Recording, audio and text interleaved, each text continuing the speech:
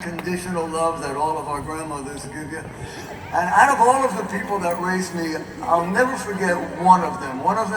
And that would be my grandfather, because my grandfather was the first person in my family to recognize that I was musical.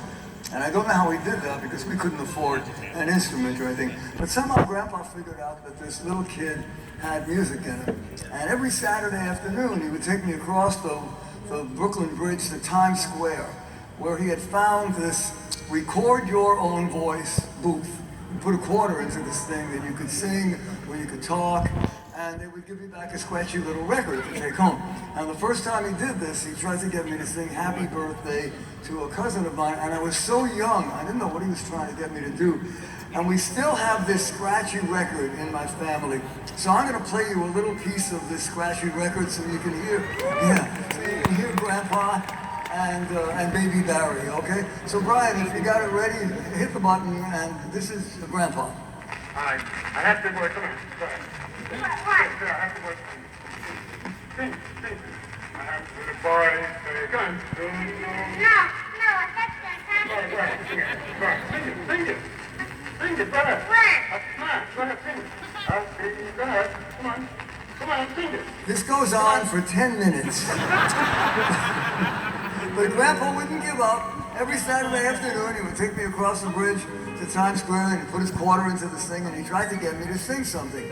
And eventually, I figured out what he was trying to get me to do, and I sang something for him.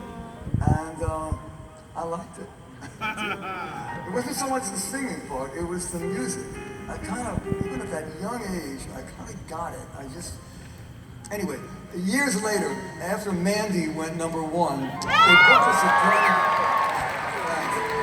booked us at Carnegie Hall. It was the biggest event ever. I invited everybody I'd ever met in my life to this concert. And Grandpa was there, and my family and Grandpa was there. And when I walked out on the stage of Carnegie Hall, scared to death, Grandpa stood up and gave me a standing ovation.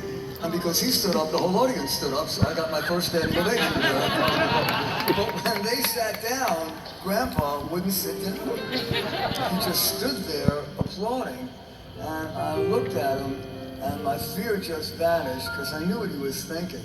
He's thinking, there's my grandson on the stage of Carnegie Hall, down the block from that 25-cent record your own voice booth.